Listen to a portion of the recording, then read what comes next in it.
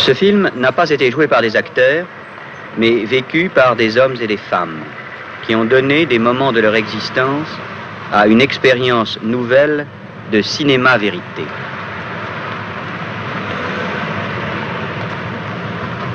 Tu vois, Morin, l'idée de réunir des gens autour d'une table est une excellente idée. Seulement, je ne sais pas si nous arriverons à enregistrer une conversation aussi normale qu'elle le serait s'il n'y avait pas de caméra. Par exemple, je ne sais pas si Marceline arrivera à se décontracter, arrivera à parler absolument normal. Il faut essayer. Moi, je crois que j'aurais pas mal de difficultés. Pourquoi? Parce que je suis un peu intimidée. Vous êtes intimidé par quoi? Je suis intimidée parce que... à un moment donné, il faut être prêt, puis je ne suis pas forcément, je crois. En ce moment, vous n'êtes pas intimidé? Tout de suite. Non, tout de suite, là, non. Bon, alors, vous n'êtes pas intimidé maintenant. Ce que nous vous demandons, avec une grande ruse, Morin et moi, oui, c'est simplement de parler, de répondre à nos questions. Si vous dites des choses qui ne vous plaisent pas, il est toujours temps de couper. Oui. Donc vous n'allez pas être intimidé. Non, mais je suis moi maintenant que tout à l'heure parce que j'ai pas été attaquée de front, je crois. C'est ce brigand, là. Oui, oui. Bon, alors, vas-y, Morin, attaque. Bon, j'attaque quand même, écoute. Oui. Tu ne sais pas les questions qu'on va te poser. Nous-mêmes, très précisément, on ne sait pas non plus. Ce qu'on veut faire avec Rouge, c'est un film sur l'idée suivante. Comment vis-tu? Oui. Comment vis-tu? On commence par toi. Mais après, on va s'adresser à d'autres. Comment vis-tu? Ça veut dire comment est-ce que tu te débrouilles avec la vie. Et alors, commence par toi, parce que tu vas participer d'une façon très intime à notre entreprise, à notre film. Et puisqu'il faut commencer. Que faites-vous toute la journée? Par exemple, quand vous vous levez le matin, que faites-vous? En général, je travaille. Quel travail? Je fais des enquêtes de psychosociologie dans une boîte de psychosociologie appliquée. Mon travail est de faire des interviews, d'analyser ces interviews, éventuellement en faire les synthèses. Ce qui m'absorbe quand même pas mal de temps, je crois. Ça vous intéresse? Non, pas du tout. Oui. Lorsque vous sortez dans la rue le matin, oui, est-ce que vous avez une idée de ce que vous allez faire dans la journée? Écoutez, il arrive des fois quand je sors dans la rue le matin que j'ai des choses à faire, mais il n'est absolument pas certain que je les fasse. Je sais d'ailleurs jamais exactement ce que je ferai le lendemain. Je vis d'ailleurs en pensant que demain, je ne sais pas de quoi il sera fait. Et puis, pour moi, l'aventure est toujours au coin de la rue. Et si on vous demandait d'aller dans la rue et de poser à des inconnus la question « Êtes-vous heureux ?» Vous iriez?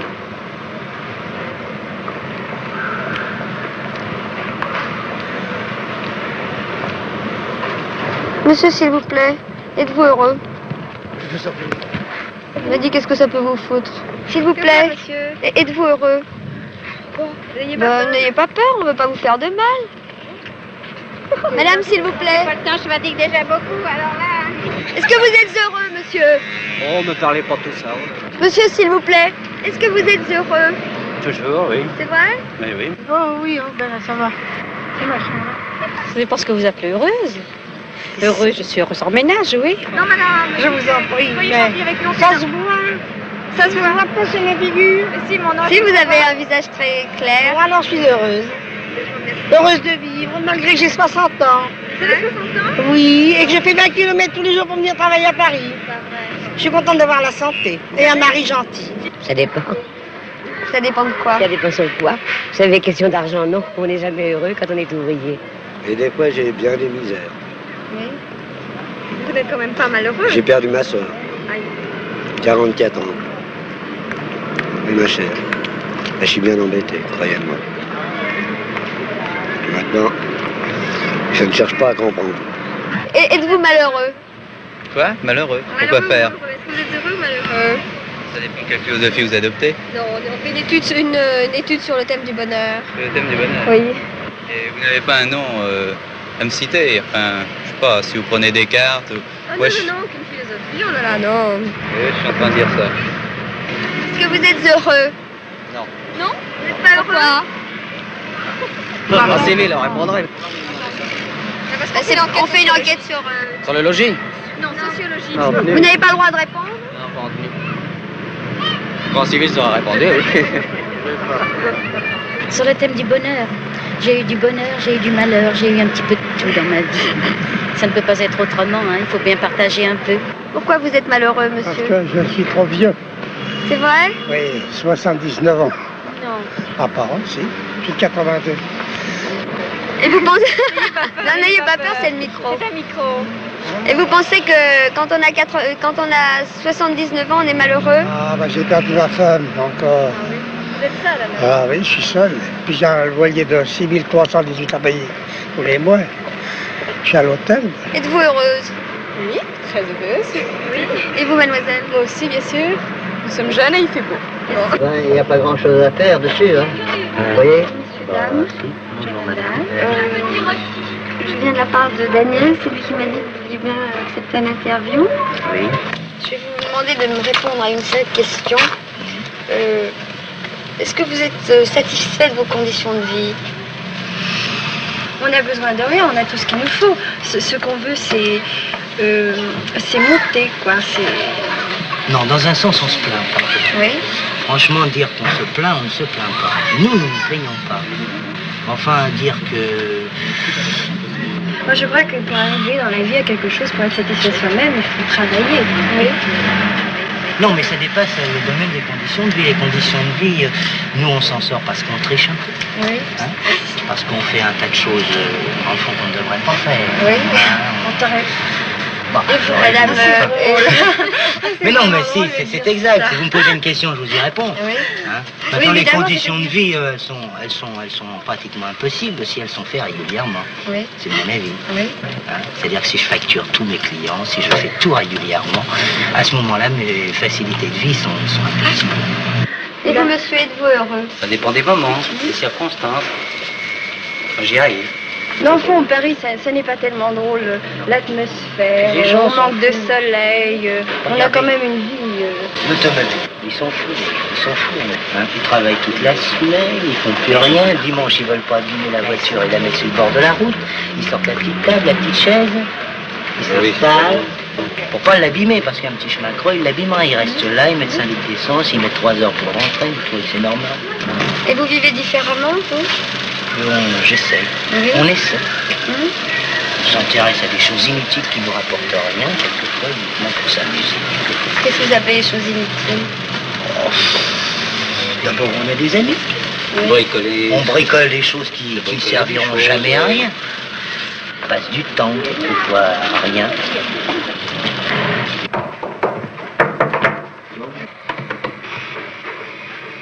Bonjour. Bonjour. On vient pour l'enquête, donc ça vous a parlé. Bonjour. Bon, voilà. Comment vous appelez? Moi Nadine et Marceline. Et moi, Marceline, oui. Et vous, je crois que c'est Nadine. Nadine. Alors, il paraît que vous êtes heureux. Moi, je sais pas, le bonheur, c'est pas un but. Je me pose pas le bonheur comme but. Oui. J'essaie de vivre le plus normalement possible, c'est-à-dire le plus près de moi possible. Il se trouve maintenant qu'on est deux. Ça n'a rien changé à ma conception du bonheur. J'essaie de la trouver à deux alors qu'avant je la cherchais seule et puis c'est tout. Quelle était votre vie avant? Jusqu'à 17 ans, j'étais chez mes parents. Et ensuite, j'ai décidé avec des amis de monter une affaire qui devait nous faire fortune rapidement, évidemment. Parce que travailler beaucoup, c'est pas très intéressant, parce que c'est vraiment une perte de temps pour gagner de l'argent surtout. Et on avait un atelier d'ébénisterie, et avec des vieilles commodes Louis-Philippe, qu'on coupait, qu'on dépeçait entièrement, on arrivait à faire des commodes Louis XVI d'époque, parce que le bois avait 100 ans, et les gens s'y trompaient, 100 ans ou 150 ou 200 ans, ça n'a aucune importance. Alors on transformait en rajoutant par exemple des colonnes de chaque côté, on laissait plus que 3 tiroirs, vous savez les commodes Louis-Philippe, il y a 5 tiroirs. Puis même à la fin, en se servant que des vieux bois, on arrivait à reconstituer même des meubles Louis XIV, en faisant galber des vieux bois, en rajoutant des galbes et en replaquant. Vous avez gagné de l'argent dans cette histoire? Les gens qui étaient avec moi en ont beaucoup gagné, mais en fin de compte, moi je suis partie et on me fait même des procès depuis, enfin pour vous dire que tout ça, pour vous dire que le monde des affaires est est affreux. Je suis très heureuse même d'en avoir rien tiré, sinon que de l'expérience, pour ne plus jamais recommencer des histoires comme ça, c'est sans intérêt. Moi, je fais de la peinture. Je suis pas un théoricien. Pour comprendre quelque chose, j'ai besoin de le faire, d'y participer. Alors si j'aime la peinture, et puis j'en fais pour essayer de comprendre celle des autres. Bon, moi je vais prendre un grain de raisin, j'ai pas faim du tout. Qu'est-ce que c'est votre vie tous les jours? Bon, alors voilà, ça fait absolument 1 an et demi seulement qu'on est ensemble. Oui. Alors, depuis là, c'était notre lune de miel en quelque sorte. Alors jusqu'à 1h de l'après-midi, en général, on restait couchés, on lisait, on bouquinait. Et tous les après-midi, on peignait. Mais cela seulement depuis 6 mois. Tu oublies nos balades. Parce qu'à part ça, on a voulu voyager un peu partout. L'année dernière, on est parti du mois de mai, ça a été notre voyage de noces. Du mois de mai jusqu'au mois de jusqu'à fin septembre. Nous sommes allés en Camargue, nous avons loué un atelier, enfin dans une vieille maison chez une vieille dame. Vous êtes allé à Saint-Tropez ? Complètement à sec, et là il nous a fallu nous débrouiller, vivre. Et la grosse découverte, ça a été de s'apercevoir qu'on pouvait très bien vivre là-bas comme on vit à présent ici, c'est-à-dire on faisait des petits boulots, j'ai peint des noms sur des bateaux, des choses comme ça. Je travaillais 2 heures par jour, on amenait une vie luxueuse. Et puis on vivait avec ça toute la journée. Parce qu'on se levait au soleil et on faisait de la peinture. On ne se pose pas le problème du bonheur, c'est peut-être pourquoi on se considère comme heureux, parce qu'on ne se pose pas le problème du bonheur, qui est un mot assez creux. Parce que se poser le problème du malheur, c'est se poser le problème du bonheur, c'est se poser le problème du malheur, et le problème du malheur, c'est ridicule, c'est un mot à rayer des vocabulaires, le malheur. Il y a la douleur, il y a tout ce qu'on veut, mais pas le malheur, ni le bonheur. Vous voyez, par exemple, nous n'avons pas d'argent. Mais je connais très peu de gens dans notre entourage qui gagnent pourtant de très fortes sommes tous les mois, qui est une bibliothèque ou une discothèque comme la nôtre. Parce que dès que nous vendons une petite toile, c'est vraiment pour enrichir notre univers avec des accords, des objets.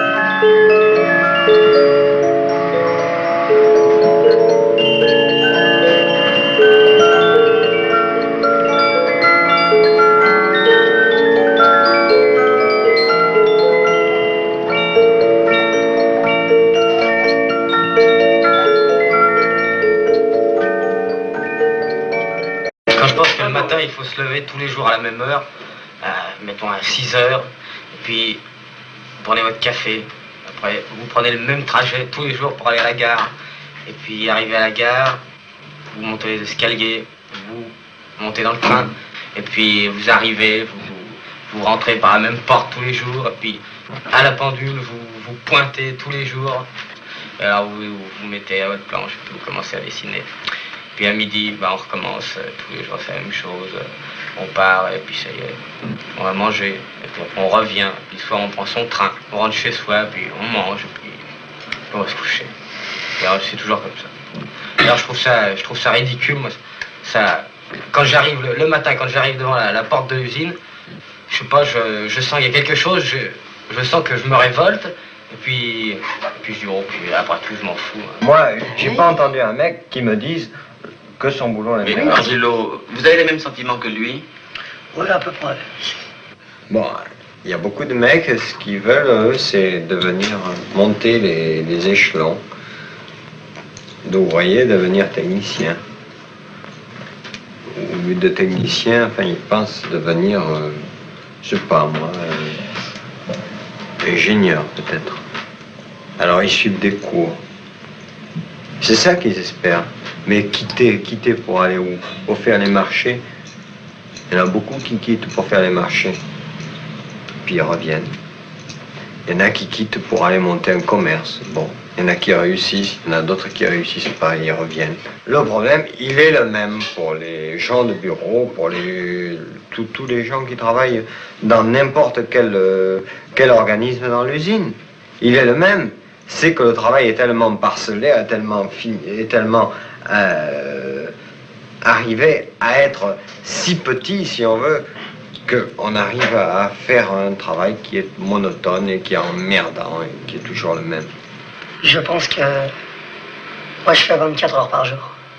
Parce que on fait 9 heures par jour, c'est vrai. Mais le restant des heures, on s'en sert pour dormir. Or, on dort pour aller travailler. Or, c'est pareil, tout ça c'est du travail. Ouais, je pense qu'il a raison.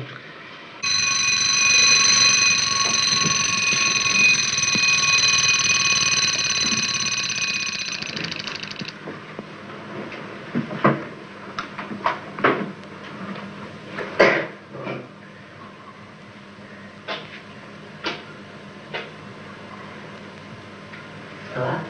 Ça va, elle est déjà.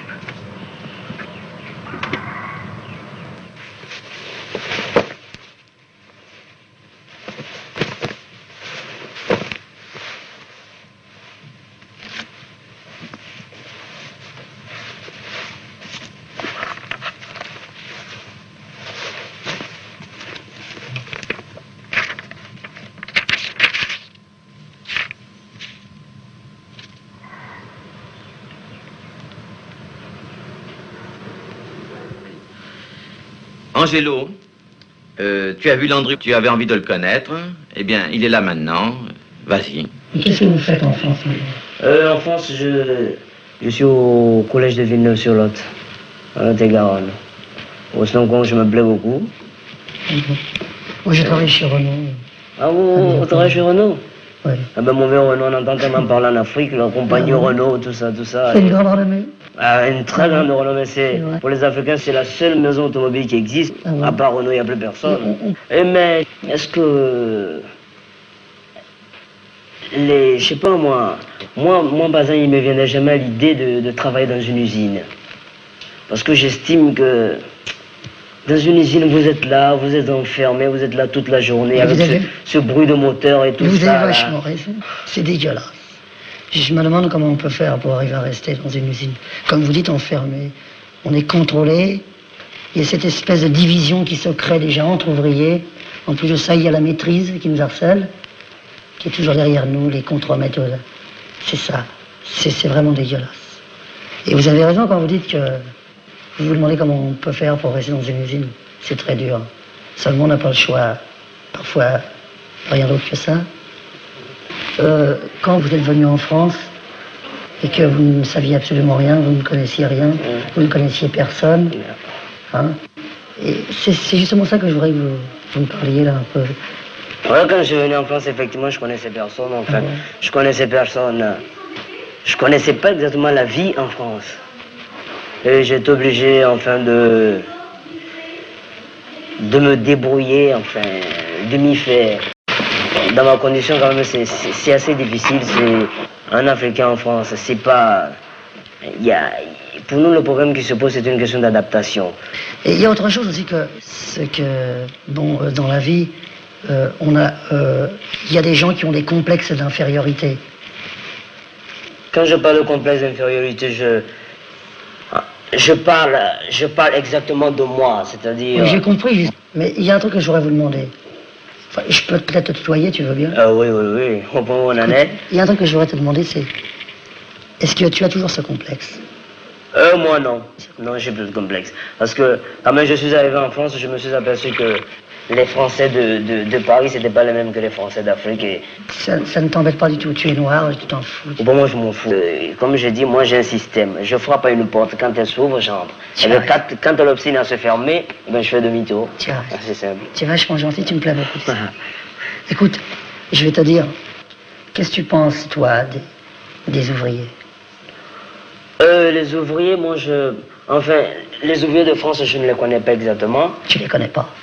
Ah, je sais pas en France comment ça se passe, parce qu'ici en France, j'ai vu les ouvriers, même le plus petit ouvrier, il a une voiture, et bien le soir, on le voit, il est très heureux, alors je sais pas réellement ce qui se passe. Et je sais pas si c'est pareil qu'en Afrique. Tu as raison. Regarde, je travaille chez Renault et il faut compter, tu sais, 80% de types qui ont leur voiture. Parce que, faut te dire ceci, c'est que en France, le type, il est individuel. Il travaille pour lui, tu sais, il pense qu'à lui. Il a son salaire, tu vois, il travaille pour lui, le type, il bosse, hein. Alors, il amasse du pognon, tu vois, il se prive sur certaines choses, tu vois. Il veut jouer un peu cette espèce de type, tu sais, qui a du pognon, qui a du fric, tu vois. Le type, c'est un pauvre type. C'est un pauvre type, absolument. Nous autres, on va à la cantine. Tu sais, moi, je vais à la cantine, mais moi, je m'en fous, j'ai absolument rien. Je suis un pauvre mec, mais je bouffe. À la cantine, chez Renault, tu vois, les types, ils sont à table, tu sais. Ils bouffent juste un hors d'œuvre. Tu vois, c'est tout. Et un morceau de pain, c'est tout. Mais ils ont ce truc. Ils ont leur bagnole, comme tu vois, comme tu viens de dire à l'instant, ils ont leur bagnole. Alors tu te figures, tu te dis, mais quand même, merde, les mecs, en France, le prolétaire en France, il a du fric. Il a du fric, il gagne beaucoup de pognon, il peut se payer une voiture, il peut se payer son appartement. Ne crois pas ça. Le type, c'est un malheureux, c'est un pauvre type. Crois-moi. Je vis avec ces gens. Je vis avec eux, c'est des pauvres types. Tu as d'autres trucs, par exemple. Tu rentres dans un café, ou au restaurant, plus exactement au restaurant. Tu vois le type vachement bien habillé, tout ça. Je dis, merde, quand même, celui-là, il doit avoir du fric. C'est un pauvre type. Ne te fais pas d'illusions, c'est un pauvre type. La plupart du temps, c'est un pauvre type. Enfin, c'est mon avis. Oh, c'est un pauvre type. C'est le mec qui s'est privé pour avoir un costume, tu vois, être bien habillé, des bagouses et tout le truc. C'est de la frime, tout ça, c'est de la rigolade, le mec. Parce que, pourquoi c'est de la rigolade? C'est de la rigolade parce que le lundi, il va recommencer comme un pauvre type dans une usine crado, craspecte. C'est-à-dire quand tu le vois dans une usine, que tu vois à l'extérieur, c'est plus le même mec. Tu vois? Alors écoute, c'est un môme, quoi, il n'a plus rien à bouffer. Que veux-tu vous donner? Concombre. Du concombre. Oh, j'adore ça. Tu es un amateur de concombre. Je me souviens, hein, pendant des années, le problème du logement, à quel point ça t'a embêté, à quel point ça a pesé sur ta vie. Et puis alors maintenant, tu es à Clichy, HLM, c'est quand même mieux, c'est clair, c'est tranquille, etc. Mais j'aimerais, est-ce que tu peux nous parler de ce problème? C'était une angoisse. La question du logement, c'est que pour moi, c'était angoissant. Ne pas être chez soi, être à la merci en quelque sorte d'autrui, c'est quelque chose d'absolument terrible. Oui, mais enfin, il y avait pas que ça. Enfin, pour la... D'abord, lorsqu'on est chez une loge. Oui, mais avant, il y avait la chambre de bonne. Oh, C'est une question- tu te souviens pas, c'est une il y avait question- des cloisons tellement étroites qu'on entendait toujours Bien les gens sûr, les bien accoster. sûr, c'est On vrai, avait c'est même pas vrai, d'eau dans c'est la vrai, chambre. c'est vrai. Et puis alors, on a eu des punaises. J'étais tellement effrayée que je voulais coucher dehors. Mais je n'ai pas du couche dehors, toi, elle est sur la butte. Ok, mais j'aurais préféré. La butte tout de même dans le Tout ça, alors. 18e, là-bas. C'était affreux. Moi, j'avais jamais vu de punaises de ma vie. La première que j'ai vue, c'était un jour. Je me suis réveillée vers 5 h du matin. C'est-à-dire que j'avais avant quelques petites... des petits poils sur les bras. Je sais pas ce que c'était. Je croyais que c'était des boutons bizarres. Et puis un beau jour, je me suis réveillée à 5 h du matin. J'ai tourné la tête et j'ai vu une espèce de bête qui montait derrière mon lit. J'en avais jamais vu de punaise. Jamais. J'ai poussé un hurlement épouvantable. Tu te souviens? Moi, je m'en fichais. Je les ai connues, les punaises, bien sûr. Je les ai connues, mais Simone ne les a pas connues. Hein. Oh non, c'était Hein. affreux. Alors, Une chose pareille. alors c'est terrible parce qu'elle voulait aller dormir comme ça sur l'herbe, sur le gazon, Non, sur la c'était les butte buts- là-bas. Ah oui, mais c'était les buts de Chaumont. Mais moi je ne voulais pas parce que pour moi les buts de Chaumont, n'est-ce pas, c'était quelque chose, ça me, comment dirais-je, c'était des risques, n'est-ce pas, d'être livré en quelque sorte au hasard de la nuit. Hein, je voulais pas laisser quand même sur les buts, sur le gazon. Moi, je hein. préférais ça aux punaises. Hein. Et alors, j'en avais parlé au bureau et j'avais un collègue qui m'avait dit oh, mon Dieu, une punaise, ça fait. C'est curieux, on dirait une goutte de sang qui vous descend sur le corps. Et toute la nuit, je pensais à ça. Je m'endormais vers 4 h du matin en pensant que je sentirais une goutte de sang qui me tomberait dessus. C'était affreux. Je pensais à ceci. Est-ce que vous êtes heureux? Presque. Et toi? Presque. Alors, qu'est-ce qui manque? Oh, j'ai honte de le dire. De l'argent. Et toi? De faire ce que je voudrais faire. C'est-à-dire? Me livrer à ce qui m'intéresse. Eh bien, mais ça revient au même, parce que si on avait de l'argent, il pourrait se livrer à ce dont il a envie. Enfin, Bon, alors maintenant, tu es heureuse en quoi? mais... Bah, j'estime que malgré tout, je suis assez gâtée par la vie, parce que j'aime mon mari, j'aime mon fils.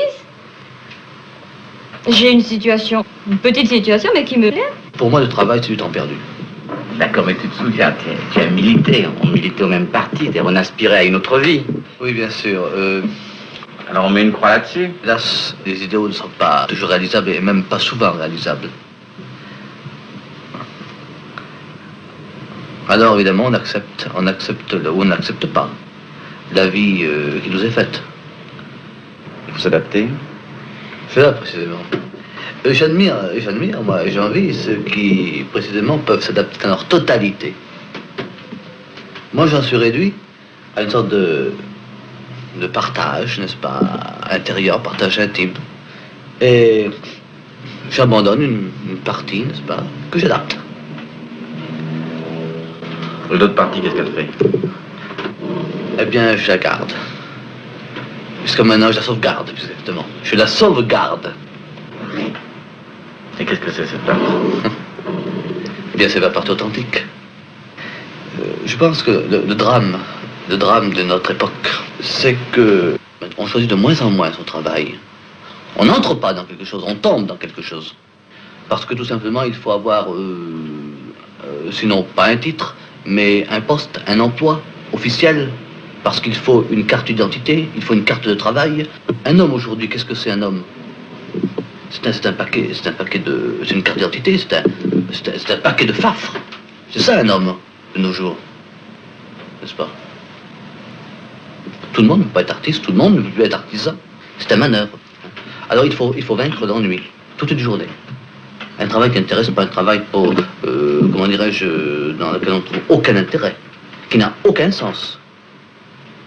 Et cependant, évidemment, il faut ce travail, il faut le faire. Il faut le subir, n'est-ce pas? Jusqu'à 6 h le soir. Et après 6 h? Eh bien, après 6 h, on essaye de redevenir soi-même, on redevient soi-même. on a un emploi jusqu'à 6 heures, et puis après, on est un tout autre homme, une toute autre personne. Et qu'est-ce qu'il fait Cet homme, mais il vibre, et il existe, il est peut-être prisonnier d'ailleurs. Il est prisonnier du premier, n'est-ce pas? C'est le premier qui lui a passé les menottes. Mais je pense que de plus en plus, il faut, comment dirais-je, diminuer sa participation, n'est-ce pas, au travail officiel, et donner toujours davantage à côté. Ce que j'appelle à la vie marginale. Parce que pour le reste, tu crois? Est-ce qu'il y a quelque chose en quoi tu crois? Je crois à la vie, je crois à la possibilité de s'accomplir, malgré tout et envers tout.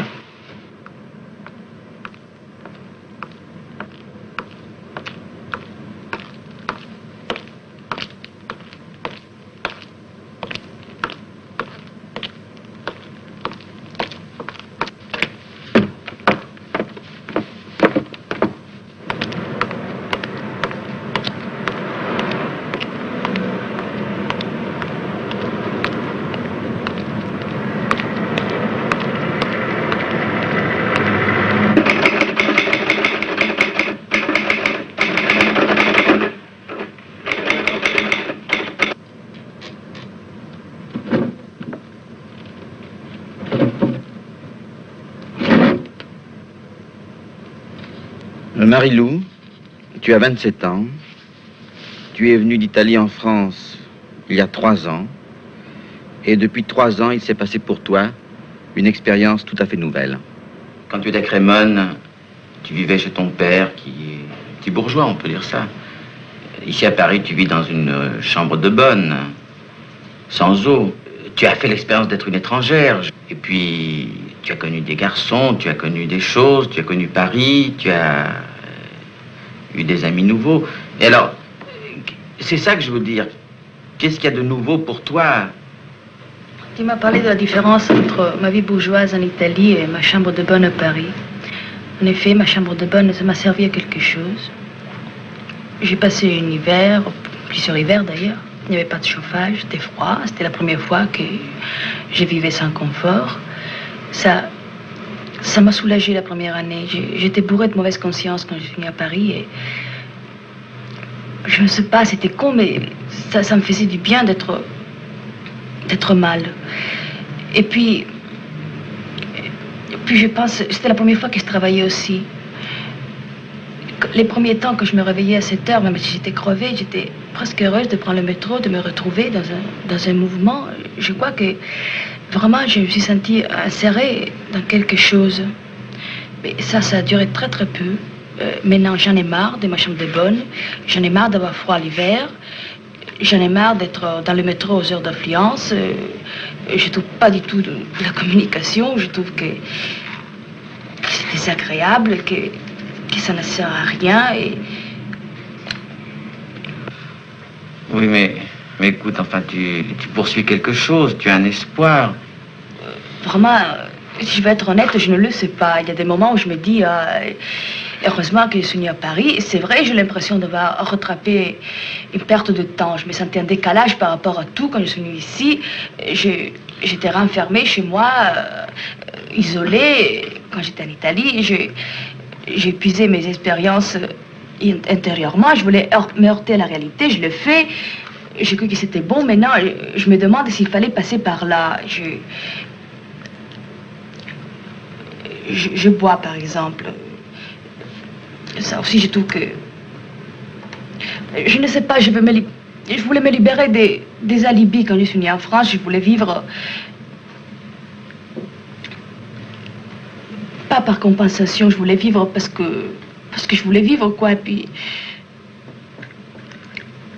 Bon, puis maintenant, j'ai détruit à fur et à mesure des faux mécanismes et des alibis et je les récupère à travers la boisson, à travers des coucheries, à travers une attitude irrationnelle, à travers la connerie tout simplement. Inutile d'employer de gros mots. Alors voilà. Mais qu'est-ce que ça veut dire pour toi la réalité? Est-ce que c'est d'avoir un métier qui t'intéresse vraiment, que tu puisses faire ce que tu voudrais? Est-ce que c'est de vivre avec avec un homme que tu aimerais plutôt que de vivre au jour le jour comme ça, en couchant avec des types? Je ne sais pas, moi, qu'est-ce que ça... L'un découle de l'autre, évidemment, c'est d'avoir un métier qui ne me fait pas peur, c'est de vivre avec quelqu'un qui, peu importe le temps, ne cesse pour 1 heure, 2 heures, 1 mois, 15 jours, sachant que je suis avec lui, que j'ai la possibilité de communiquer avec lui, que je n'ai pas des fantômes qui m'empêchent de jouer avec lui. C'est surtout sortir de moi, c'est vivre, crever, même pourvu que ça me met en relation avec quelque chose qui me fasse sortir de moi, c'est tout. Je réduis tout à moi. À ce moment, je n'ai même pas le droit de... Même pas le droit de me tuer, tu comprends, ça serait faux, absolument faux.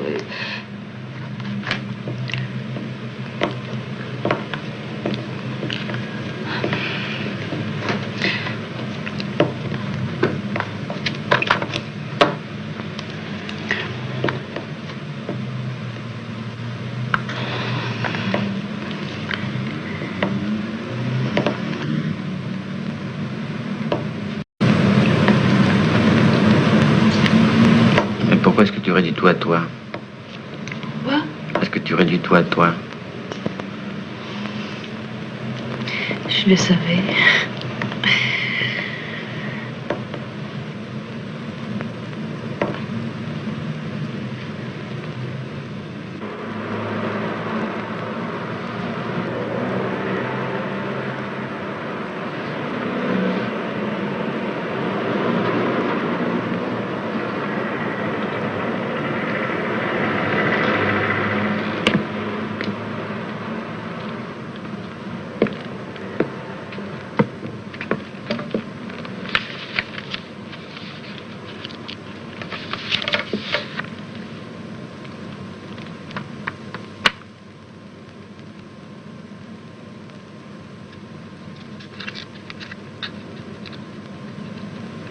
Jean-Pierre, tu es étudiant, tu as 20 ans, et je me demande comment tu te débrouilles avec la vie. Bon, c'est d'accord, je vis. Oui, je vis, effectivement. Je vis sans doute beaucoup mieux que ne vivent la plupart des étudiants de mon âge. Mais je vis, enfin, dans la mesure où j'accepte les compromis terribles. Quand je vis seulement dans la mesure où j'accepte que les choses soient pas ce que j'avais envie qu'elles soient, dans la mesure où j'accepte de me faire enculer, quoi. Il y a pas de problème. Et je crois d'ailleurs que tous les types actuellement de mon âge, même d'ailleurs plus vieux, on arrive à vivre sereinement, si tu veux, que dans la mesure où ils ont accepté la nécessité de se faire enculer. Mais sinon, quand je te parle d'impuissance, enfin, ce sont des impuissances réelles, tu comprends? Même, par exemple, le fait que je me fasse coller à mes examens. Je sais pas quoi, que j'essayais de vivre avec une femme, quoi. Que j'essayais de la rendre heureuse, qu'elle a voulu me rendre heureux, qu'on a essayé d'être, puis que ça se dilue, ça devient con, ça. C'est des impuissances, quoi. Comme au niveau politique aussi, et encore, moi je m'en fous maintenant, enfin c'est quelque chose de vachement moins important. Toutes mes exigences politiques, quoi, se soient atténuées, se soient dispersées. Bien sûr, j'ai des exigences, mais dire que je sois malheureux réellement, que je sois prêt à faire des choses très concrètes, très efficaces, finalement c'est plus vrai, quoi. J'ai d'ailleurs pour ça des tas de justifications très intellectuelles. Enfin, j'ai vu par exemple ceux de ta génération, ce que leurs engagements politiques ont donné, leur impuissance devant des obstacles. J'ai plus envie, enfin j'en ai vu trop des gens comme ça, quoi, qui en étaient réduits d'ailleurs au point de pleurer, d'être traumatisés, de ne plus savoir quoi faire. Vous êtes presque tous comme ça d'ailleurs à ce niveau-là. Alors moi je n'ai pas envie, et ça c'est une justification intellectuelle, mais alors je sais très bien que d'une manière beaucoup plus intérieure, c'est pas du tout ça, une espèce d'absence de courage. De même au niveau affectif, il y a l'égoïsme. Alors qu'on a rêvé, enfin un moment de passion, de choses très belles, on s'aperçoit, enfin je suis obligé de m'apercevoir, enfin je sais pas si tout le monde s'en aperçoit, enfin moi je suis obligé de m'apercevoir, enfin que tout est fait de mi-teintes, enfin des demi-teintes, des tons très neutres. C'est pas du noir et blanc, c'est du gris sur gris. Enfin, peu plus foncé, un gris un peu moins foncé. C'est emmerdant. Tu comprends? Tu as quelque chose à dire, Marceline? J'ai à dire que je me sens très responsable de ça.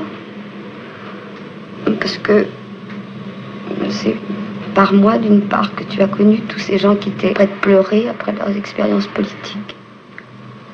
Moi-même, d'ailleurs. Et puis, quand tu parles d'avoir voulu rendre une femme heureuse, je sais que c'est moi.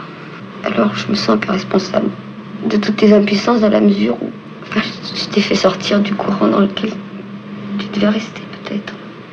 Non, mais c'est vrai, je pense que Jean-Pierre dit le mot impuissance et que Marceline doit penser au mot échec.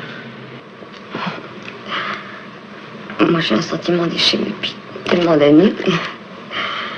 Alors, quand j'ai rencontré Jean-Pierre,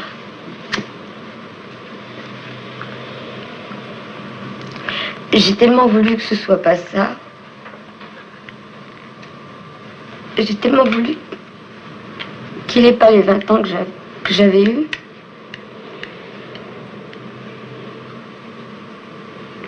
J'ai cru que je pourrais le rendre heureux, que malgré tout c'était possible. Je l'aimais profondément. Je l'aime encore d'ailleurs.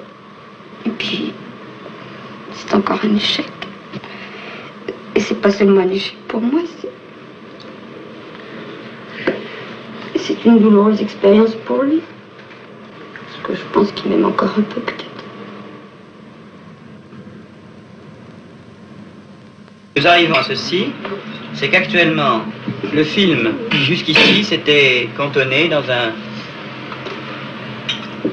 univers relativement personnel, relativement individuel, débouche sur la situation de cet été 1960. Oui. Alors, on y va. Oui, moi, je voudrais bien savoir ce qu'il pense. On y va. Oui, D'accord. on y va. Bon, d'accord, on y va.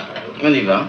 Je ne sais pas, moi, enfin, si j'étais étudiant, hein, en ce moment, un garçon surtout, pas en âge, enfin, d'un type qui n'a pas fait de service militaire, moi, je penserais aux événements d'Algérie, quoi, la guerre d'Algérie. Tu t'en fous de cette question-là, la guerre d'Algérie, non? Mais non, on s'en fout pas, parce que...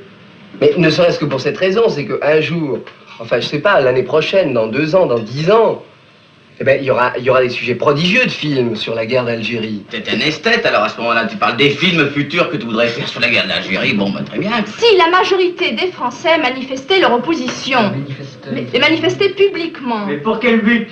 Pour faire cesser cette guerre absurde. Et je ne vois pas pourquoi la France abandonnerait demain matin ce que j'appelle ses droits, car c'est tout de même ses droits. Le fait que cette guerre doive s'arrêter sur des négociations, bon, mais c'est évident. Oui, parce que probablement que comme le GPRA, n'importe quelle guerre, toutes les guerres se sont terminées par des négociations. n'est probablement pas capable, à l'heure actuelle, de l'arrêter lui-même. Mais qu'est-ce que ça vient faire là-dedans? Mais absolument. Il faut bien qu'elle se termine, non, mais, cette guerre. non, mais Cette guerre dure depuis 6 ans. Et ça, c'est la première chose à dire. On oublie tout le temps de la dire. C'est-à-dire, on s'installe dans une sorte d'habitude consentie, dans une sorte de consentement à un état de fait. En fait, il se passe là-bas des crimes qui ne sont pas des erreurs, qui sont des faits, et que la plupart des gens refusent de voir. Il y a un problème algérien, il y a un problème d'étudiants, on a mélangé les 2 problèmes. Et ça, c'est énorme, parce que c'est un problème qui vous touche, vous, particulièrement les jeunes. Et ce que je vous reproche à vous, les jeunes, dans ce problème, c'est de ne pas jouer votre jeu. Moi, à mon avis, vous ne le jouez pas intégralement.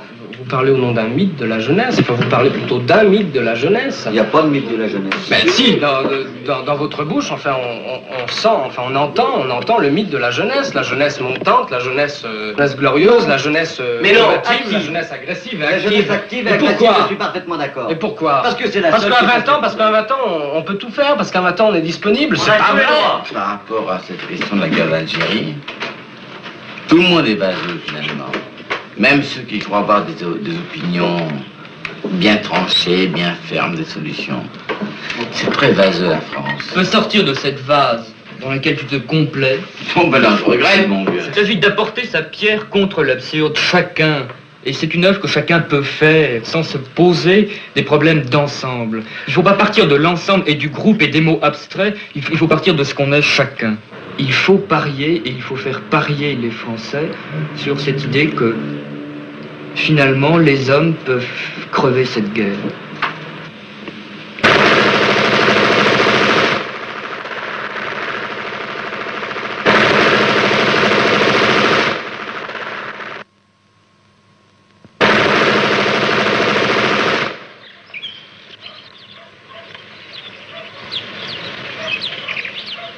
Non, mais Moi, personnellement, je ne me marierai pas avec un noir. Pourquoi? Non plus. Pour les enfants. Non, pas du tout. Non. Pas du Pourquoi, tout. elle? Absolument pas. Pourquoi? Pourquoi? Parce que pour moi, il n'y a aucun rapport. Je suis absolument pas raciste. Je comprends très bien qu'on épouse Mais tu n'aimes pas les nègres. Mais non, c'est Tu es pas raciste vrai. sur le plan sexuel. Mais je suis pas raciste sur le plan, c'est pas du racisme.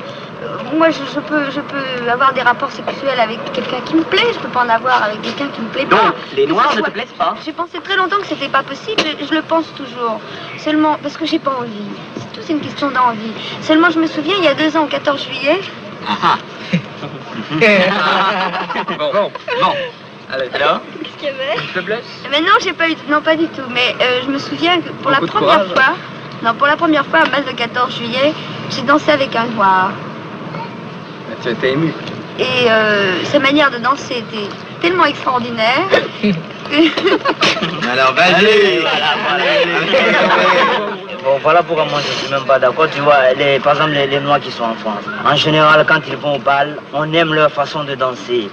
Mais moi, j'aimerais qu'on aime le Noir pour une autre raison que sa façon de danser. Non, mais je suis bien d'accord. Non, mais Bon, c'est un... ben dans le fond, maintenant, on aborde la question qui nous a réunis. C'est-à-dire, on était là pour discuter du Congo, avec la présence de nos amis africains.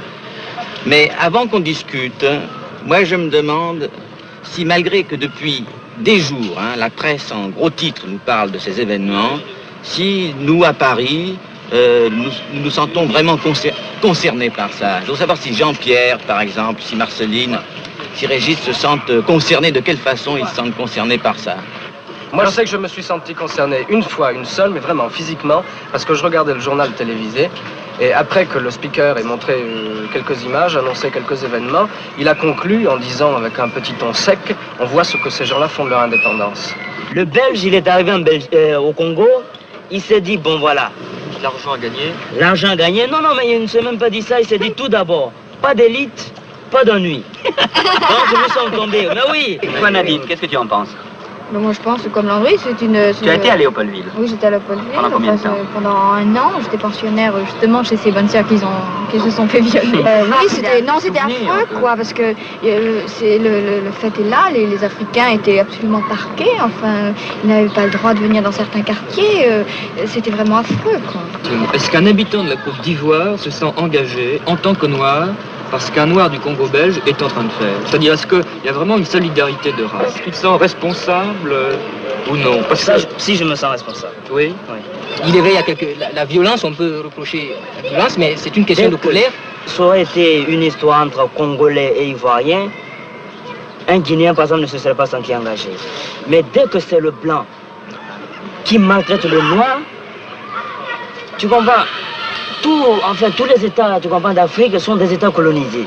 Alors, dès qu'ils voient un État maltraité par les Blancs, eh bien, tout de suite, c'est comme si c'était, tu comprends, si c'était eux qui subissaient les souffrances des autres. Je comprends ça très bien parce que, évidemment, l'exemple n'est pas tout à fait bon, mais si il y a une manifestation d'antisémitisme dans n'importe quel pays du monde, eh ben moi je me solidarise, je ne peux pas l'admettre que ce soit un juif allemand, un juif polonais, un juif russe, un juif américain, c'est pareil pour moi. On va te poser une question à Landry. Landry, est-ce que tu as remarqué que Marceline avait sur son bras un numéro? Oui. Qu'est-ce que c'est, tu crois? Non, j'ai aucune idée. Aucune idée? Bon. Et toi, Raymond? Mais moi, je ne sais pas exactement. Je sais que ce sont les marins qui portent d'habitude des numéros sur les bras. Et comme elle n'est pas de la marine... Alors, pourquoi? Je ne sais pas exactement ce que ça veut dire, oui. C'est la coquetterie? Peut-être, oui. Puis je vois l'idée. Pourquoi un chiffre? J'aurais pu mettre un cœur. J'aurais pu mettre un cœur. Non, ça ne peut pas être le numéro de téléphone parce que c'est trop long, 78 750. Mais tout d'abord, ce n'est pas un V, c'est un triangle qui est la moitié de l'étoile juive. sais pas si tu connais le symbole juif, qui est l'étoile à 6 branches. Et d'autre part, le numéro, ben, c'est pas mon numéro de téléphone. J'étais déportée dans un camp de concentration pendant la guerre parce que je suis juive. Et c'est un numéro de matricule qui m'a été fait dans ce camp. Alors, c'est étonnant. Tu sais ce que c'est un camp de concentration? Oui, oui, j'ai vu un film dessus sur les camps de concentration. Quel film c'est? Nuit et brouillard. Je crois Nuit et brouillard, oui.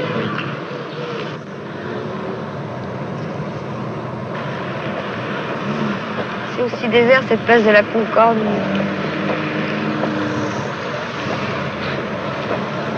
Il y a 20 ans. 15 ans. Je me souviens plus maintenant. Petit boy. Tu verras. On ira là-bas, mais on travaillera dans des usines. On se verra le dimanche, me disait papa.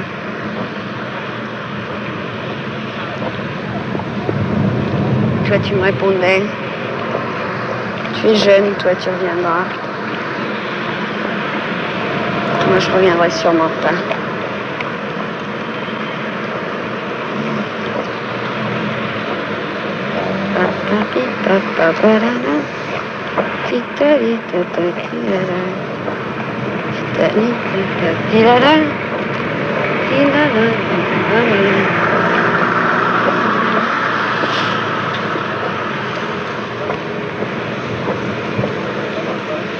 Puis voilà, je suis là maintenant, dans la Concorde. Je suis revenue, je suis restée. Quand je t'ai vu là-bas, ça faisait 6 mois qu'on était déjà arrivés. On s'est jetés dans les bras l'un de l'autre. Puis ce salissait, s'est rué sur moi, qui m'a frappé dans toi. Toi, tu disais, mais c'est ma fille, mais c'est ma fille. Achtung, alte Schnauze. T'as menacé d'en recevoir autant. Puis, tu avais un oignon dans la main. Tu l'as mis dans la mienne et je me suis évanouie.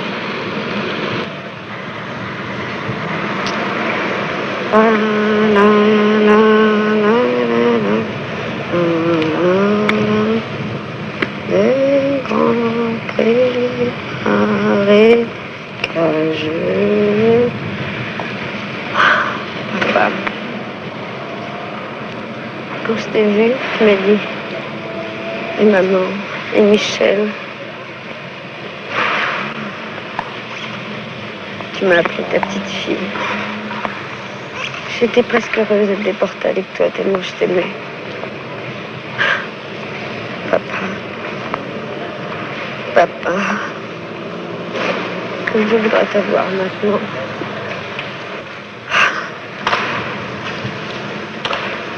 Puis...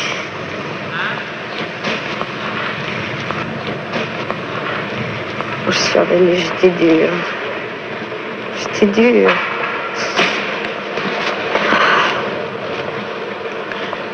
J'ai vu tout le monde sur le quai de la gare, maman, tout le monde. On m'embrassait, j'avais un cœur de pierre. C'est Michel qui m'a émue. J'ai dit, tu ne me reconnais pas? Il m'a dit, si, je crois que tu es Marceline. Papa.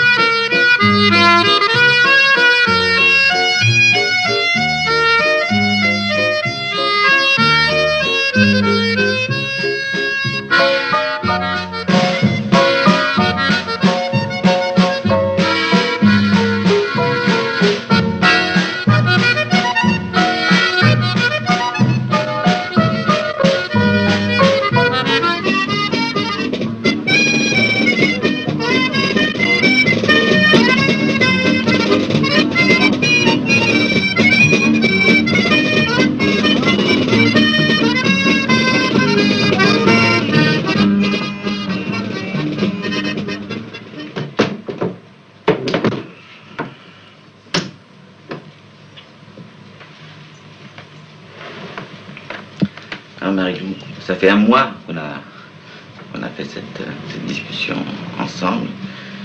Et puis maintenant, on est au mois d'août.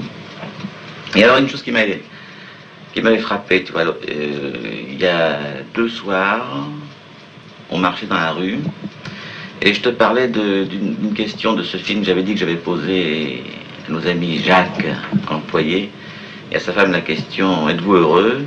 Et je t'ai dit qu'il m'avait répondu presque. Et tu m'as dit, ben, moi aussi, je pourrais répondre presque. Et alors, quand je t'ai vu comme il y a 15 jours, tu étais pourtant très, très déprimé, tu avais l'air pas bien du tout. Tu peux répondre presque? Oui. Je ne sais pas ce qui m'arrive. Une fois de plus. Comme je ne le savais pas le soir du 14 juillet. J'avais tous les visages des gens que j'avais connus qui venaient vers moi. Je ne savais pas où les mettre. J'ai cru que tout était foutu.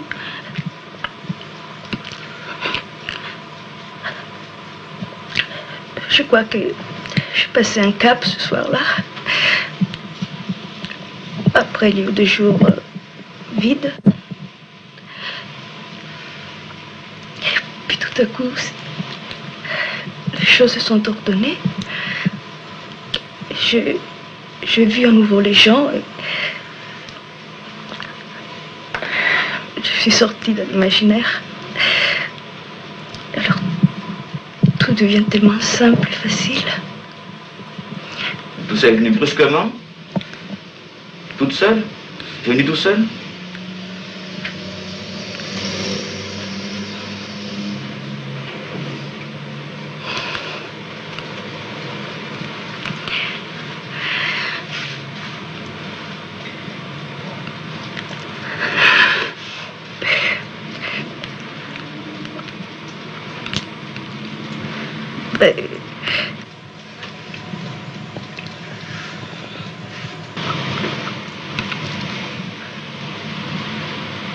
À partir du moment où j'ai commencé à voir les gens autour de moi, me sentir dans les choses, je suis devenue disponible.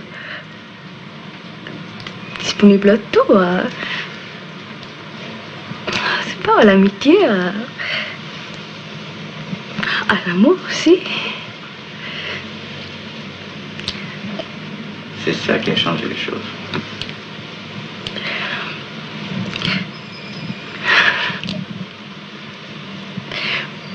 Oui, c'est ça.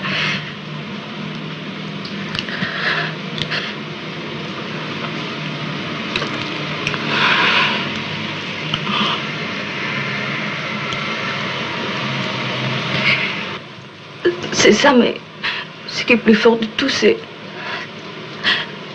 la peur, malgré tout, c'est la peur que quand même m'est arrivé 1000 fois encore, que je me retrouve complètement seule, complètement isolée. On se croit pas.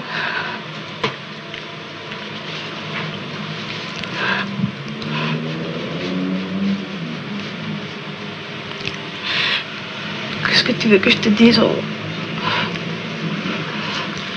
ne peut pas parler de ces choses-là. Non.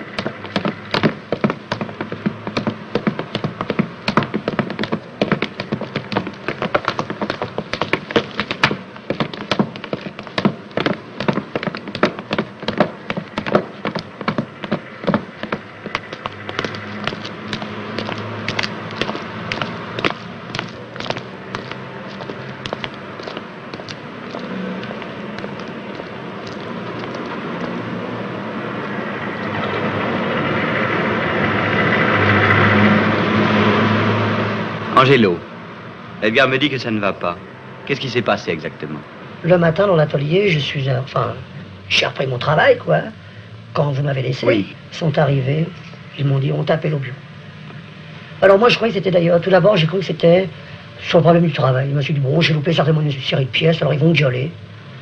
Mais c'était pas ça du tout. Ils ont commencé à me dire ceci, enfin, le chef de service m'a dit, alors on fait du cinéma maintenant. Alors je lui ai dit, mais je vois pas ce que ça a un rapport avec le travail. Il m'a dit, bon, bah passons là-dessus, le problème n'est pas là. Le problème est qu'on va vous changer l'atelier, on va vous mettre ailleurs, parce que d'une part, déjà, il n'y a pas de travail, et il n'arrête pas de me harceler. Enfin, hier, il y a le chef d'équipe qui est venu me trouver, il m'a dit comme ça, bon, tu as 10 pièces à faire, si tu m'as fait ces 10 pièces ce matin, eh bien, après, je te laisse tranquille. Alors, je lui ai fait ces 10 pièces, à la meule là-haut, complètement dégueulasse. Et quand j'ai eu fini ces 10 pièces, c'était à peu près 1h de l'après-midi. Il m'en a apporté 20 autres, en me disant, tu es ici pour travailler. Alors, je crois que c'était plus fort que moi. Je crois que j'allais y rentrer dedans. Parce que là, j'ai vu que vraiment, ils étaient là pour me casser la tête, enfin. Puis alors, j'ai pris un bon de sortie, je suis parti. Je suis parti parce que Jacques, enfin, un gros travail, il m'a dit comme ça, bon, il m'a dit, il faut absolument que tu partes, que tu prennes un bon de sortie, tu vas te reposer un peu, parce que sans ça, tu vas leur casser la tête, et pour l'instant, vaut mieux pas. Voilà. Si tu restes là chez Renault, qu'est-ce que tu auras comme truc? Absolument rien. Si tu donc qu'est-ce que tu feras? Tu seras un jour quoi? Tu seras chef d'atelier? Absolument pas, j'ai aucune chance.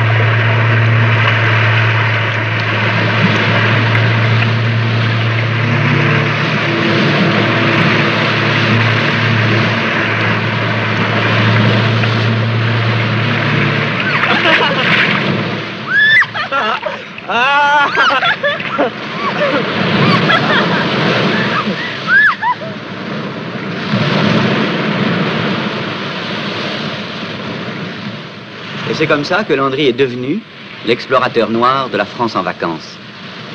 Oh, c'est affreux, c'est affreux, c'est affreux. Mais regarde! Laisse-toi, il est mettre dans la nuit, c'est pour l'achever. Pourquoi? C'est pas beau ça.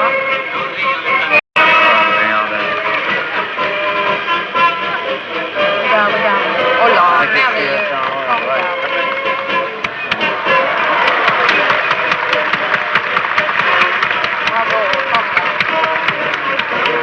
Voilà, attention, attention. Attention, ça y est. Oh, c'est pénible. Oh, attention. Attention, là. Heureusement qu'il y avait Oh, il y a le... Oh, j'aime moi ces passes, j'aime ces passes. joli, hein. Regarde ça. Oh, le mignon, j'aime beaucoup ça. Oh, ça c'est formidable.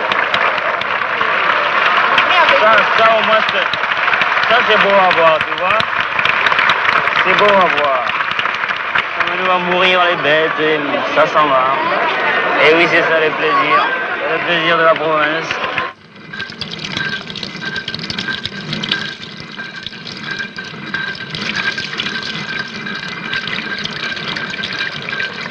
Tu vois, Saint-Tropez, c'est une ville, c'est un village en quelque sorte, qui me rappelle assez l'Afrique noire, tu vois, les vieilles maisons, les tuyaux rouges et tout ça. Ouais. Ah, Saint-Tropez, on en parle tout le temps. Même dans ma profonde forêt, dans ma brousse d'Afrique noire, j'entendais parler moins de Saint-Tropez. J'ai tout quelque chose de curieux, tu vois, les femmes à Saint-Tropez. Ça porte des bikinis, tu comprends. Enfin, ça fait tout pour se faire remarquer. Oui, puis se mettre des détenus extraordinaires, c'est sous prétexte qu'ils sont là. Voilà. Et quand je pense que chez moi, tu sais, en Afrique, parce que dans certaines régions d'Afrique, il y a des femmes qui mettent des feuilles, tu comprends, en guise de cache-sexe. Oui. Tu comprends. Eh bien, il y a des colons en Afrique qui se moquent de nous, qui se moquent de ces femmes. C'est vraiment curieux. Tu crois qu'une femme en bikini, elle cache rien, la femme en bikini?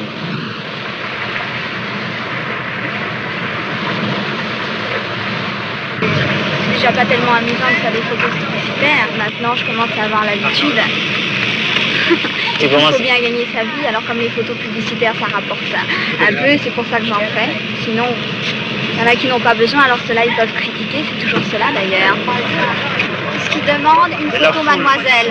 Parce que quand ils rentrent des vacances, ça fait très bien d'avoir été photographié avec une fille qui fait très genre Saint-Tropez.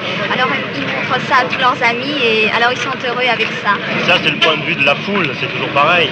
Oh. Il y a d'autres gens qui sont là, qui regardent et qui pensent certainement autre chose que... Oui, mais il y en a très peu, c'est la minorité. Mais la foule, on ne peut pas arrêter la foule. La masse dont on fait partie n'est pas tellement évoluée. Catherine, toi, tu ne dis rien. J'ai pas envie de penser à des tas de choses, j'ai envie de me baigner, de faire du ski, puis c'est tout. Surtout ici. Mais bon, bien, je voudrais l'avis de notre chère Sophie quand même.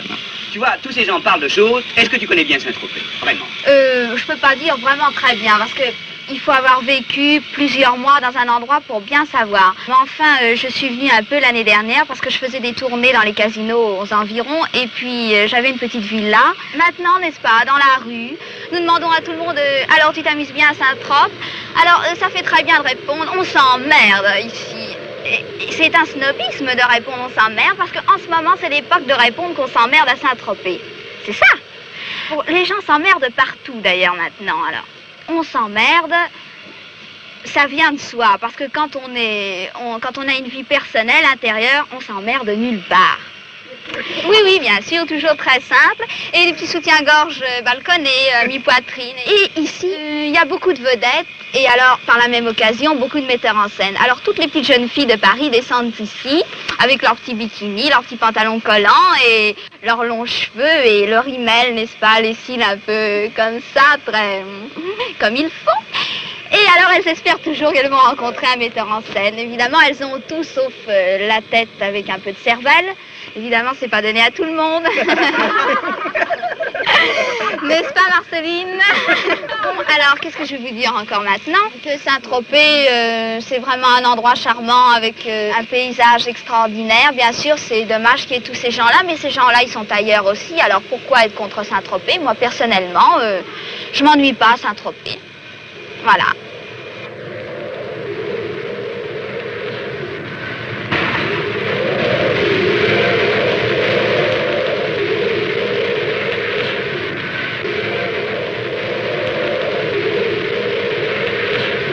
Tu sais que Rouge et moi, on fait un film, hein? Comment tu vis? J'en ai vaguement entendu parler. Oui. Alors voilà, on n'est pas d'accord, parce que Rouge, il trouve que la vie est marrante, hein, et que moi, je trouve que la vie n'est pas tellement marrante. Oh, bah dis donc, t'exagères. Moi, je trouve qu'au contraire, hein, je suis plutôt de l'avis de Rouge. La vie est marrante? Ouais. Et pourquoi elle est marrante? Ben, je te dis peut-être ça parce qu'on est en vacances, en fait. Et en dehors des Oui, vacances? en dehors des vacances. En dehors des vacances. Oh, on n'en sait trop rien. Oui, d'accord. On n'est pas à votre place. Ben, je sais pas, moi, tu sors le soir. Avec maman, c'est bien marrant, peut-être. Mais pourquoi tu trouves la vie triste d'un coup? Attendez. Voici un copain à la Landry. Ouais. Mais moi, je pense que toi, tu connais pas la vie des enfants français. Et là, c'est deux filles de 12-13 ans, quoi. Ouais. Ça doit t'étonner de voir. Ça doit pas être comme ça chez toi en Côte d'Ivoire. Non, chez moi, c'est pas comme ça, vous savez. Chez moi, une fille, déjà à l'âge de 6 ans, elle commence à vivre. Eh bien, quand j'avais 7 ans, déjà, je savais m'en faire la cuisine. Ah, nous, on travaille seulement pour le lycée. On travaille pas pour les parents. On dessert la table de temps en temps, on fait des trucs comme ça, mais qui sont très rares. C'est tout. Mais oui, ça c'est un tort. Il faut apprendre, vous savez, même... faut pas se complaire dans une vie facile, parce qu'il faut voir que plus tard, vous comprenez, vous n'aurez pas dans la vie qu'à desservir les tables. Non! Si, on va changer les champignons. Angelo, pas. Eh ben, on ne fera pas champignon, mais on n'ira pas chercher les champignons. Non, d'accord, j'ai redit quelque chose. Oui. Je connais la manière. Tu connais la manière d'embêter les gens. Voilà, comme ça. Hein? Va. Alors, voyez le gros paquet, Hein? il a eu du mal.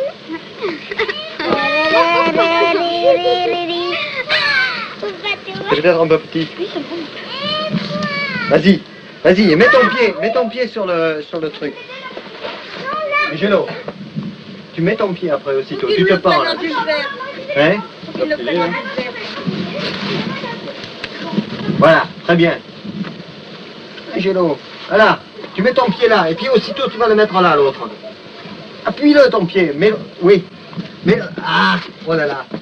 Angelo, c'est là qu'il faut le mettre. Ton pied.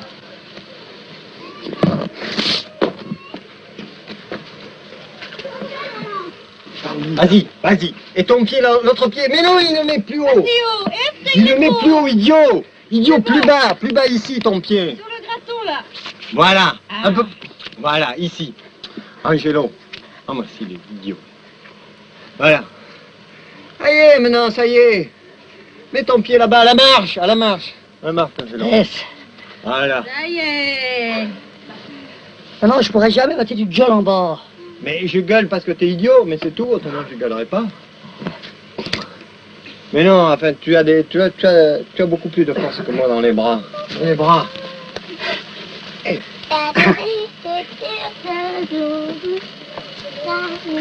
Et tu hésites, le truc c'est que tu sais pas où tu mets tes pieds, tu ne sais pas te servir de tes pieds, tu sais te servir de tes bras, tu ne sais pas te servir de tes pieds. Allez, à qui maintenant? À Karine? Mais ça, je peux le sortir. Allez, sors ton pied de là et tu prends la corde derrière toi. Allez, sors ta main de là et prends ta corde. Et lâche-toi, tu prends cette corde. Allez, éloigne-toi du rocher. Allez, Éloigne-toi du rocher. Triche avec nous cet été. Mais si, éloigne-toi du rocher, tu ne crains rien, tu ne crains rien. Allez, Ton père est là, mon enfant, tu ne crains éloigne-toi rien. du rocher. Allez, cogne-moi, t'es Éloigne-toi du Ah, bah rocher. voilà. Ça y est, Bon. elle est bien, elle est bien, elle est bien, elle est bien. Elle est bien, Moté, elle est bien. Bon, allez, sors ta main, voilà. Allez, vas-y, lance-toi, saute un peu, éloigne-toi du rocher avec tes... Enlève tes Mais mains. lâche Elle ça. est bien, elle a une belle... Mais Derrière ta corde. quel angle? Voilà. Mets ta main derrière, attrape la corde. Non, la corde qui est Attrape la corde derrière. L'autre. Elle est là, plus près, de ce côté. Ah, Plus près de ce côté. Voilà, brutalise pas cet enfant quand même. Tiens. voilà. Allez, vas-y. Vas-y, allez, lâche-toi. Laisse glisser un Donne peu. du jeu, la corde. Là, mais avec ton autre main. Karine, Romain. ton autre main derrière le dos. Prends cette corde-là. Oh, Non, celle-là, c'est- Karine. Tiens celle-là. Et Qu'est-ce que tu veux faire avec des gosses comme ça? Restez le dodo.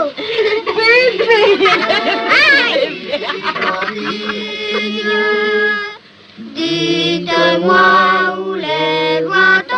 Oh, les voit-on Dans la ville des meunières,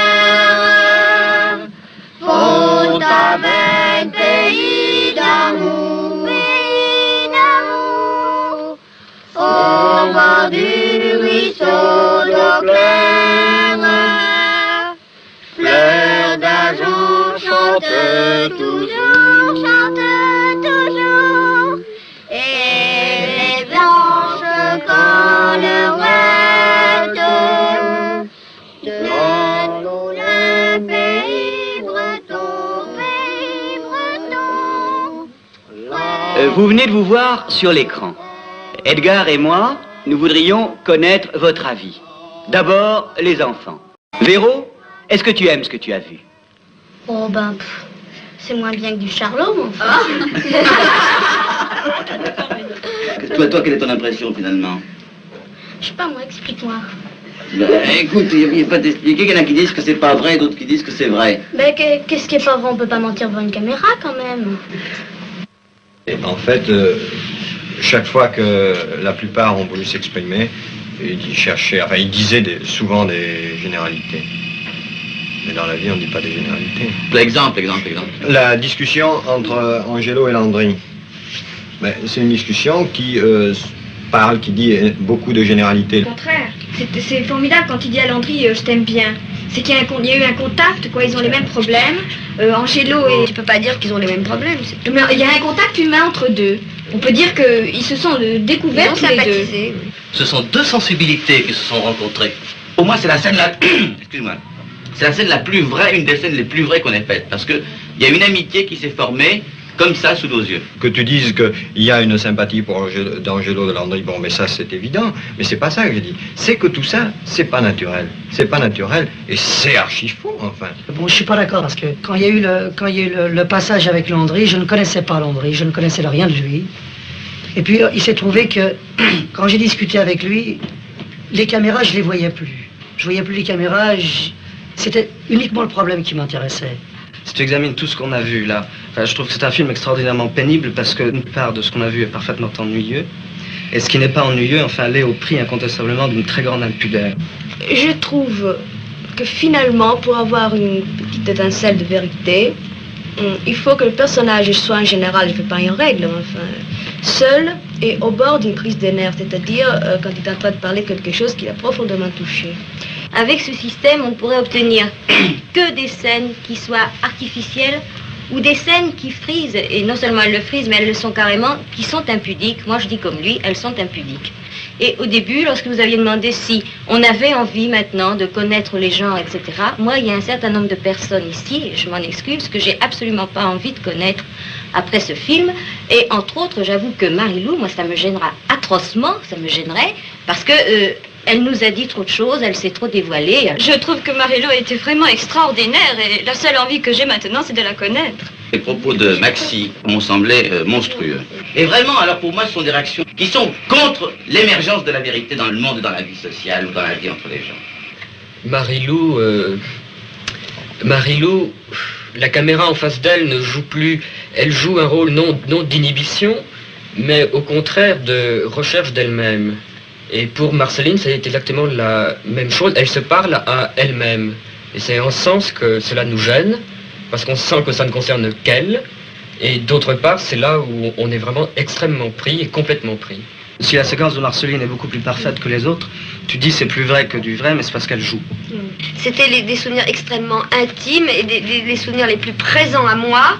Mais si tu veux, quand je disais ces mots, je me remémorais des choses. Au moment où je le disais, bien entendu, je les vivais avec des sentiments, mais je n'étais absolument pas impliquée entre les tournages, alors que j'aurais dû être, comme Marie-Lou disait tout à l'heure, c'est pour ça que je suis pas du tout d'accord avec elle, au bord de la crise de nerfs, et c'était pas vrai. Ce qu'il y a de très beau dans le film, c'est qu'on passe d'un naturel qui est finalement très faux, par exemple une conversation dans la rue qui ne veut strictement rien dire, à un gros plan sur Marie-Lou qui ne lui arrive jamais et qui est extrêmement beau et qui est sans doute beaucoup plus vrai. Et c'est le passage de l'un à l'autre qui fait tout l'intérêt du film. C'est ça. Alors Edgar, qu'est-ce que tu penses de cette projection? Eh bien moi je trouve que c'est très intéressant parce que, en somme, tout ce qui a été dit peut se résumer en deux choses. Ou bien on reproche à nos personnages de ne pas être assez vrais.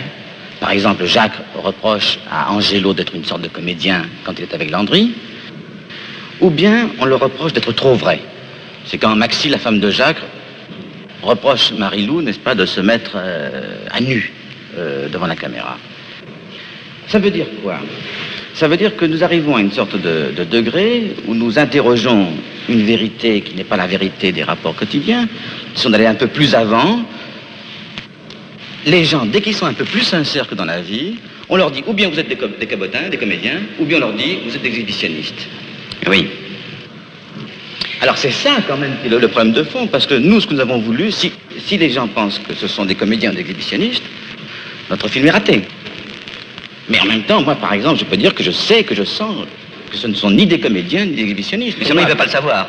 Qui? Eux ne peuvent pas le savoir. Tu comprends? Lorsque, par exemple, Marceline dit qu'elle jouait sur la place de la Concorde, on était témoins. Oui.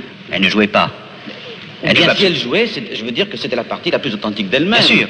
Quand elle parlait de son père, c'est pas un jeu. On ne peut pas appeler ça un jeu. Bien sûr. Si, c'est-à-dire que ce film, à la différence du cinéma habituel, nous réintroduit dans la vie. les gens sont devant le film comme dans la vie de tous les jours. C'est-à-dire qu'ils ne sont pas guidés. Parce que nous n'avons pas guidé les spectateurs, nous n'avons pas dit un tel est gentil, un tel est méchant, un tel est sympathique, un tel est intelligent. Oui. Et alors, devant ces gens-là qui sont des gens qu'ils pourraient rencontrer dans la vie, ils sont désemparés, ils sentent qu'ils sont mis en cause eux-mêmes, ils se sentent concernés et ils essayent de refuser. Oui, d'accord. Il y a d'autres gens qui sont émus par ça. Moi, ce qui m'a frappé, c'est qu'il y a des gens, par exemple, qui sont très émus par Marie-Lou, d'autres qui sont très émus par Marceline, d'autres par Jean-Pierre, d'autres par Angelo. C'est-à-dire qu'en partie, je crois que quelque chose, quand même, de ce que nous avons voulu faire, va passer. Et toi, tu es ému? Moi, c'est-à-dire, bon, ça fait le nombre de fois qu'on a vu ce film a fini par atténuer l'émotion, mais moi, je suis très ému, finalement. Je suis ému maintenant d'une autre façon, parce que, au début, si tu veux, je croyais que tout le monde allait être ému par ce film. Et de voir maintenant que des gens que j'aime beaucoup, comme Marie-Lou, comme Marceline, sont contestés, alors moi, ça me gêne, ça m'embête. Je croyais que les spectateurs allaient aimer les personnages que j'aimais. Bon, autrement dit, nous avons voulu faire un film d'amour et on aboutit à une sorte de film d'indifférence. Mais en tout cas, dans lequel, non pas d'indifférence, un film de réaction, et de réaction qui n'est pas forcément une réaction sympathique. Oui, c'est la difficulté de communiquer quelque chose. Nous sommes dans le bain. Est-ce que vous êtes heureuse? Êtes-vous heureux, monsieur? Est-ce que vous êtes heureuse?